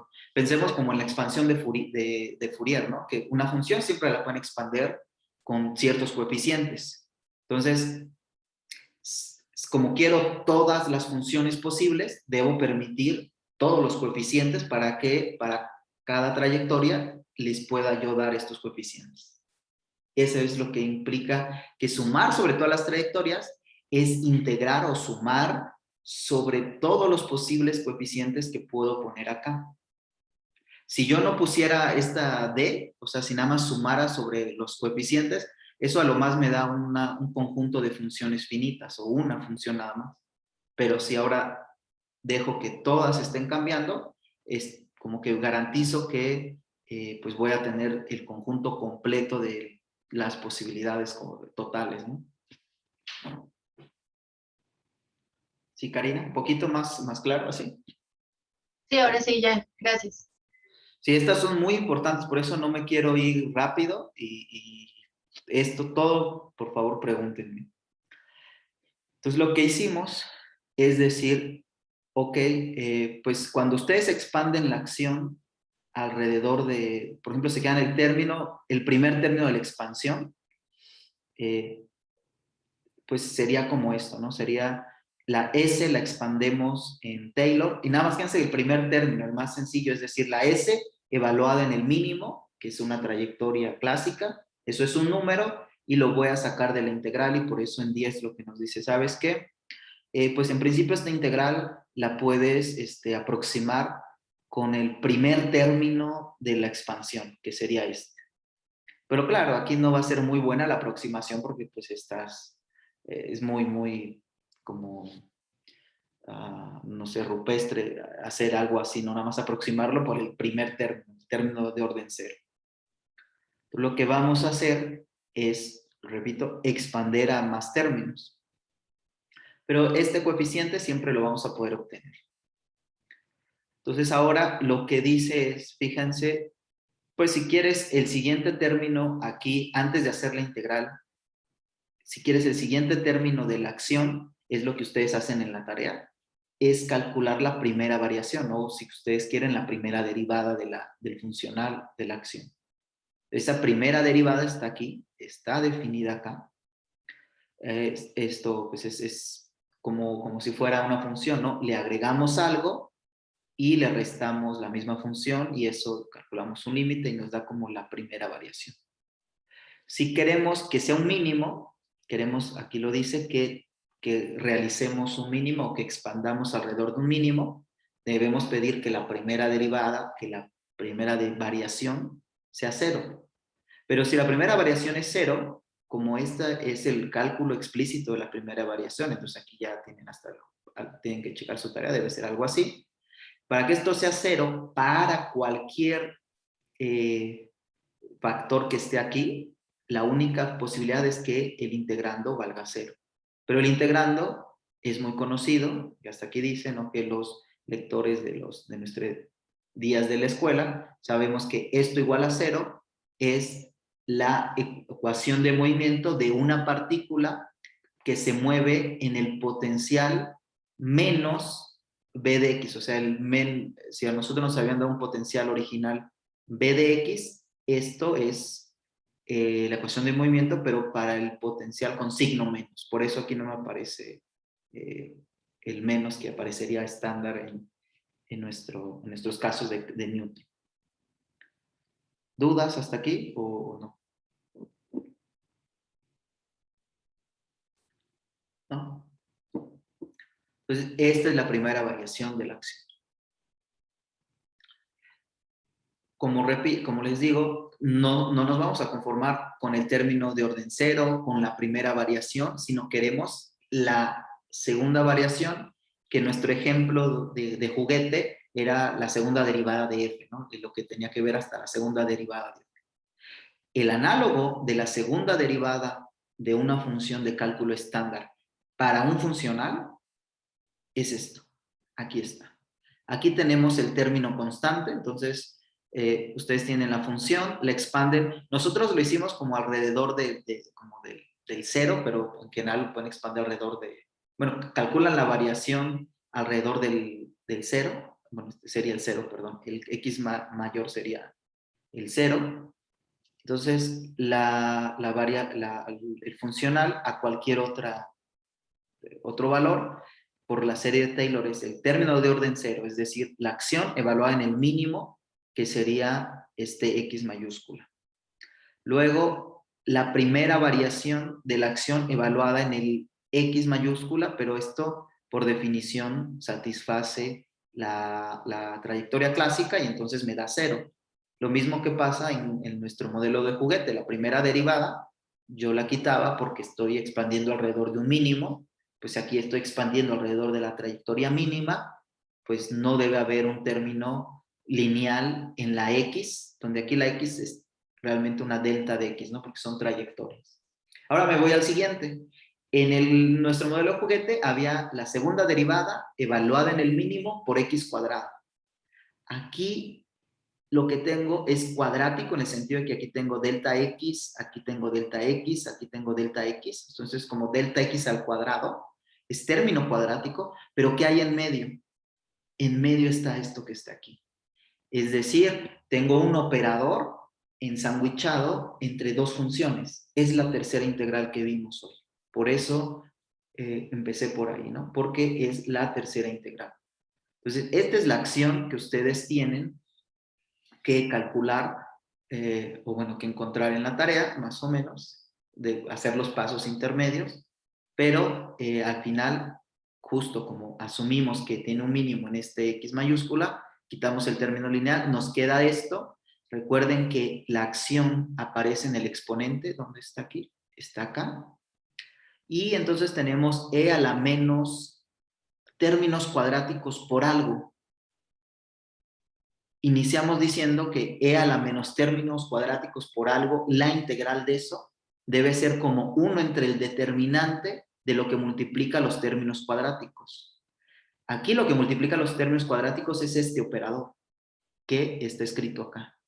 Es menos la derivada con respecto a tau, es importante, más la segunda derivada del potencial de x con respecto a x, evaluada en el mínimo, que es la x mayúscula, ¿no? Entonces, esto es una ecuación, si se fijan, parece una ecuación de Schrödinger porque hay una segunda derivada. Cuando ustedes calculan esto, como la trayectoria mínima depende de tau, esto también va a depender de tau, entonces van a tener como una función de tau aquí, y ese es el operador que gobierna las fluctuaciones alrededor de la trayectoria clásica. Entonces, está bonito porque al estudiar esto nos damos cuenta que en el tiempo, porque aquí tau, ¿no? En el tiempo euclidiano, encontramos una tipo de ecuación de Schrödinger. Entonces hay partículas, bueno, no sé si decirlo así, pero como cosas en el tiempo que necesitamos calcular para poder evaluar lo que a nosotros nos interesa. Entonces, como este es el operador que multiplica los términos cuadráticos, necesitamos su determinante y Areli justo preguntó cómo era el determinante, entonces hay que resolver el problema de eigenvalores y de eigenfunciones. Tenemos lo que está aquí, ¿no? Tenemos esta parte de la ecuación. Si logramos hacer eso, o sea, si logramos resolver el problema espectral para este operador temporal, aquí no hay x, aquí recuerden es el tau, si logramos resolver esto, esta integral que está acá, que se ve complicada y todo, se vuelve nada más la suma sobre todos los eigenvalores y multiplicados por los coeficientes de expansión que tenemos acá, estos coeficientes de expansión. Eso es lo podemos ver, pero de hecho lo voy a ver en la clase que viene, pero si quieren ustedes hacerlo, no hay ningún paso realmente intermedio, ¿no? O sea, tomamos esta delta X. ¿Cuál sería esa delta X? Es la desviación respecto de la trayectoria alrededor del cual expandemos. Eso es fácil de aquí. Esto lo pasamos del lado izquierdo y tenemos la X menos el punto alrededor del cual expandemos, y eso es la delta de X. Es decir, delta, que le llaman, esta variación delta X, es simplemente estos términos. Entonces, como tienen aquí delta X, tienen aquí otro delta X, es normal que aparezcan los coeficientes Cn al cuadrado. ¿Y por qué ello no aparecen estas funciones? Por esto, porque son ortonormales. Entonces, esas integrales me las está matando la propiedad de ortonormalidad. De ahí la importancia de pedir que satisfagan eso. Pero se puede ver que me va a sacar un Cn al cuadrado y otra vez, debido a este problema de eigenvalores, aparece esta energía. Digo, si no les queda muy claro, no importa tanto, pero que nada más les suene como natural o que de dónde sale cada término. ¿Sí? Sí el lunes lo voy a hacer con más calma, pero ahorita me interesa como la estrategia general en vez de aburrirlos con un cálculo ahí un poquito largo. ¿Sí? Sí, doctor. Bueno, entonces si logramos hacer eso, fíjense que el exponente que aparece en la integral tiene esta forma. Pero como es una exponencial, la suma se transforma en el producto de exponenciales y entonces realmente, y como están separados, aquí recuerden que la integral tenemos que calcular una integral pues en todas estas variables, pero se separan justo por esta propiedad, ¿no? Entonces, realmente lo que tenemos sería como n veces, bueno, no n veces, pues sí, no, sí, n veces esta integral, porque se separan las variables. Entonces, para cada C, por ejemplo, la C1, aquí pongo C1 y tiene su C1 en el exponente. Para C2 sería la integral respecto a C2, a DC2 y también aquí hay un C2. Recuerden que aquí está, ¿no? Es la exponencial a la menos la acción. Si la acción es una suma, eso se puede separar en el producto entonces de n exponenciales y como cada exponencial va a traer su término de integración y además se desacoplan, que eso es una ventaja, pues puedo considerar que en lugar de una integral múltiple con variables acopladas, puedo separarla con el producto de integrales de este tipo n veces. Entonces esta integral pues la acabamos de ver hoy, este es el resultado y como este es para, digamos, para la C1 le corresponde una eigenvalor E1, para la C2 va a tener aquí un epsilon 2 y como se están multiplicando me queda la raíz de epsilon 1 por epsilon 2 por epsilon 3, es decir, me queda el producto infinito de epsilon n, estos son los eigenvalores, menciono, son los eigenvalores a la menos un medio. Pero otra vez, esto es el determinante pues, de este operador.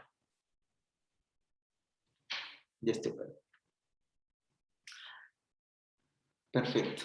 Entonces, ya que tienen este determinante del operador, pues, calcular el determinante del operador es equivalente a resolver esta ecuación tipo Schrödinger temporal, estas partículas.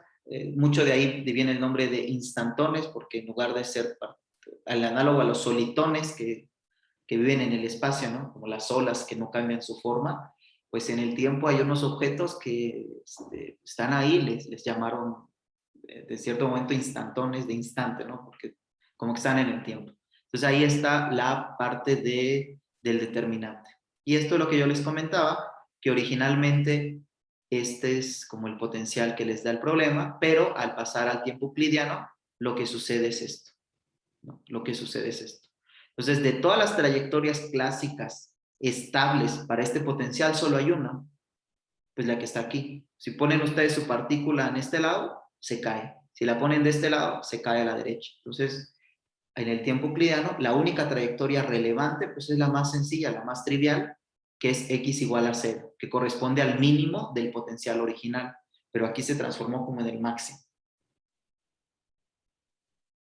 Entonces, aquí ya podemos ver que la integral de trayectoria, que es y aquí lo voy a hacer para el estado base, es decir, del que vaya de 0 a 0. Entonces, empiezo en el estado base, dejo pasar un periodo de tiempo tau 0 con esta interacción y me pregunto, pues, ¿qué le pasa? ¿Qué probabilidad hay de que regrese al estado base otra vez? y por lo que acabamos de ver, eso es igual a una constante normalización. Déjenme regresarme acá. Es esta constante normalización, y ahora esta integral, si solamente nos quedamos a términos cuadráticos, que fue lo que hicimos aquí, si solamente nos quedamos hasta términos cuadráticos, esta integral la pueden aproximar con el determinante de este tipo de cosas, que es esto que está aquí. Entonces, aquí les voy a dar nada más rápido de cómo pasar para el oscilador armónico. Entonces, es lo que dicen aquí. Vamos a tomar el oscilador armónico y me gustaría saber si es más o menos claro por qué de 15 obtienen esta parte, este determinante. ¿Sí, sí queda claro por qué esto les da esto o este pasito no?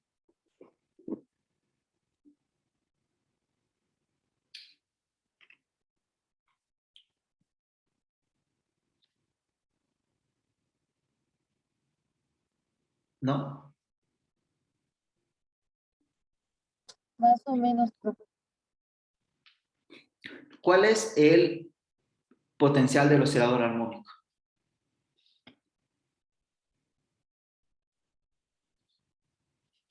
Ese sí no lo Un medio sabes. de x al cuadrado.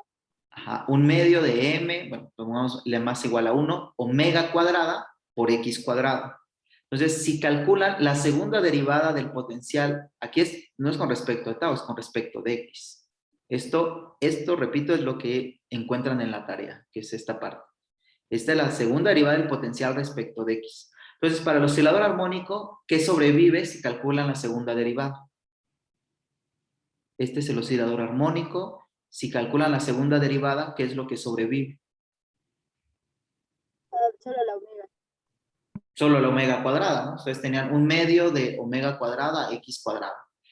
El 2 se fue justo porque el 1 medio del potencial se cancela con la segunda cuando derivaron el x cuadrada, les bajó un 2 y entonces nada más les queda el coeficiente que es omega cuadrada. Y esto es, digamos, a términos cuadráticos. Entonces, hasta términos cuadráticos podemos ver que esto es una constante por este determinante para el oscilador armónico. Entonces sería para el oscilador armónico. Y aquí él le pone 1 más términos subdominantes. ¿Cuáles son esos términos? Pues en principio había que retomar, esto es hasta segundo orden, ¿no? O sea, es como expandir nuestro modelo juguete, la f de x, alrededor del mínimo, nada más hasta x cuadrado. Pero podemos expanderla hasta x a la 20, x a la 30, pero como es una función decreciente y está en un mínimo, esos términos no van a contribuir. Pero existen y están ahí, y es lo que él pone, y es lo que se hace énfasis aquí. Entonces le llama subleading terms, significa que son correcciones, pero que no deben modificar mucho esto porque dan contribuciones pequeñas, dan pequeñas contribuciones. Afortunadamente, ustedes reconocen este operador. O sea, la segunda derivada más una constante, ¿están de acuerdo que esto es partícula libre? Básicamente. ¿O no se ve? Sí, se ve. Si nos olvidamos por un momento que esto es una tau de tiempo euclidiano, esto es el operador de Schrödinger de una partícula libre, porque la omega es constante, entonces esto nada más le va a agregar valores a lo que yo sé que es el espectro del operador. Recuerden, el determinante del operador depende de cuáles son sus eigenvalores. Los eigenvalores de la partícula libre son estos, y pues le sumo el omega cuadrada porque ese no le hace nada a mi ecuación de Schrödinger. Pero es una constante, entonces la puedo sumar y no pasa nada. Entonces encontraron esto, se encuentra esto sin hacer los detalles. Sabemos que las soluciones, las funciones propias de este operador son cosenos y son senos. Y pues ya teniendo los eigenvalores, sabemos que el determinante otra vez es el producto de todos estos eigenvalores. Entonces aquí hace un paso pues más o menos trivial que separa, ¿no?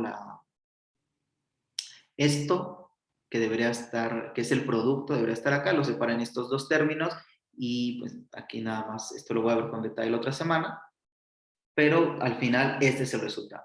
O sea, la integral de trayectoria hasta términos cuadráticos, que está bien para el oscilador armónico, porque pues si calculáramos la tercera variación para el oscilador armónico, eso me da 0 porque ya no hay x cúbica.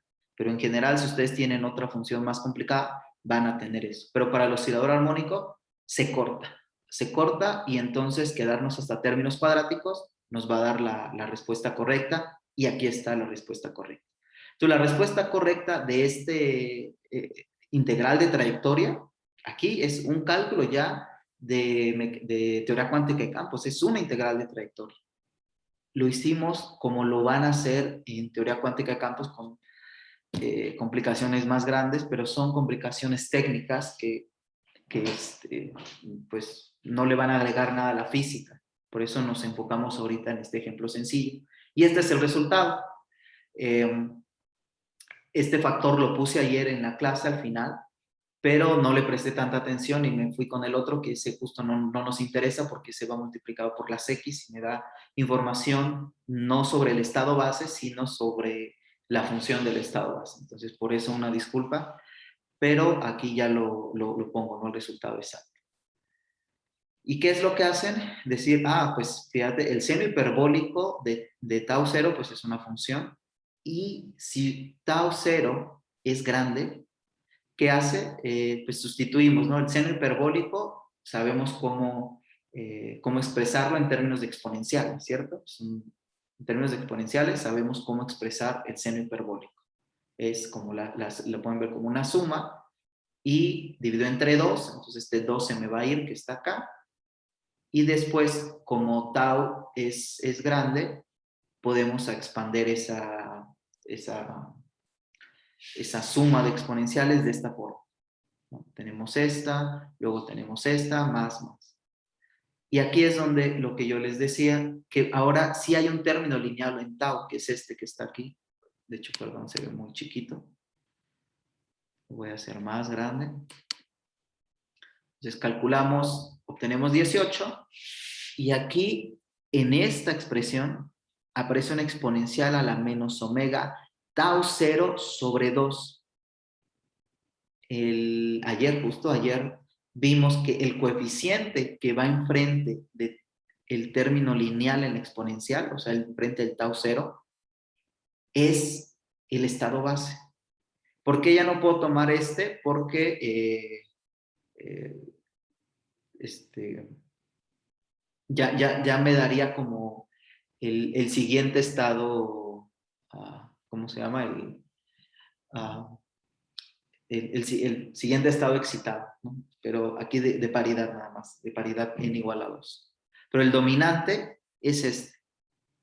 Este término es más grande que, o sea, este multiplicado por 1 es más grande que este multiplicado por este exponencial, cuando tau va a infinito, porque este se hace más pequeño, ¿no? Entonces lo puedo despreciar, me queda esto, y ahora sí lo que concluye es que efectivamente el estado base es este coeficiente que está enfrente de tau 0, y le tengo que quitar el signo menos, y eso me queda omega entre 2, que tiene que ver con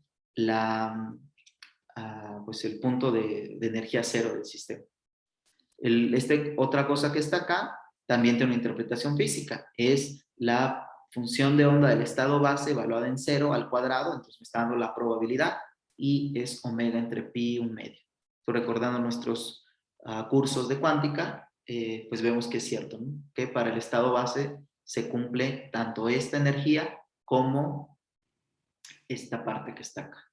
Solo que aquí lo hicimos simplemente con la integral de trayectoria. En ningún momento hubo una ecuación de Schrödinger en X. Apareció esta, pero es otra cosa, y además está en el tiempo euclidiano, pero recuperamos el resultado esperado, que la integral de trayectoria nos da la energía y esta probabilidad para el estado base.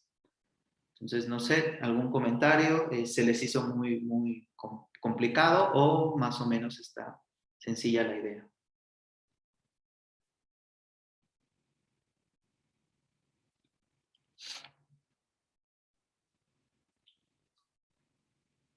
De hecho, les repito, esto pues es como la tarea casi.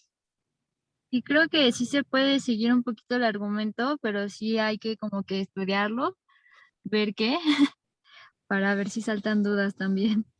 Sí, no se les hizo muy natural, o sea, sencillo ahorita, con toda confianza, si no, o sea, no, no pasa nada. Entonces, yo creo que la próxima clase lo repetimos, bueno, hago unas notas con pasos intermedios quizás, y mientras ustedes leen otra vez, ¿no? Leen nada más, repito, lo voy a poner de todas maneras en el aula, pero es desde la ecuación 1 hasta la 18, tomando también las notas de hoy que también subo, porque nos muestran como las analogías entre lo que hacemos en cálculo fácil de una variable con lo que estamos haciendo en la integral de trayectoria, que es una integral más complicada, pero hay una analogía casi uno a uno con lo que hicimos en nuestro modelo de juguete.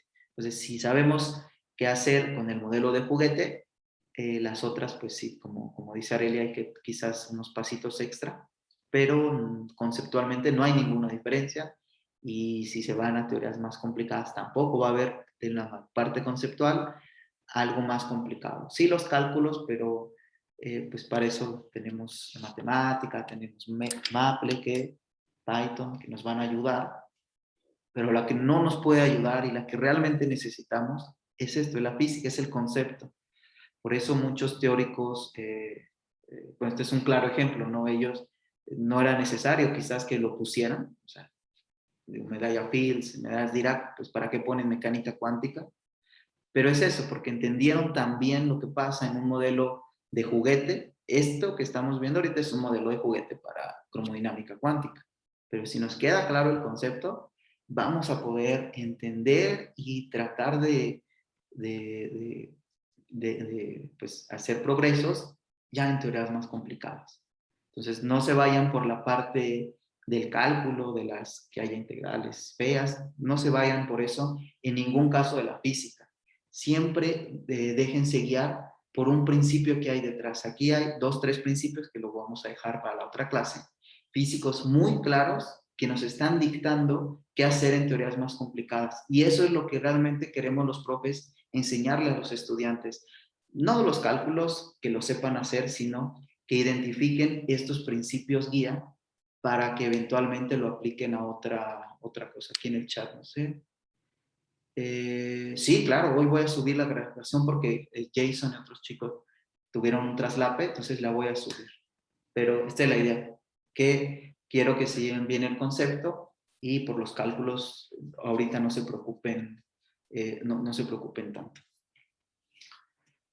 La tarea entonces sería para el lunes y pues no sé si tengan alguna duda de la tarea, sino pues sería todo por hoy para también que tengan más tiempo de resolverla.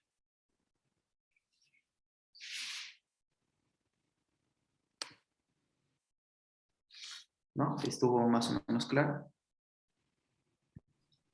Sí, doctor, creo que sí estuvo un poco más claro. Perfecto. Entonces, nos vemos el lunes. Vamos a regresar sobre este tema, no se asusten. Lean lo que voy a subir y igual con la tarea. Y si tienen alguna duda, pues incluso el viernes te lo pueden mandar un correo mañana y lo checamos. Está bien, profe, muchas gracias. No, a ustedes. Gracias, profesor. Bonita tarde, cuídense todos. Gracias. Igualmente, hasta luego. Hasta luego, Julieta. Hasta luego. Areli, Ricardo.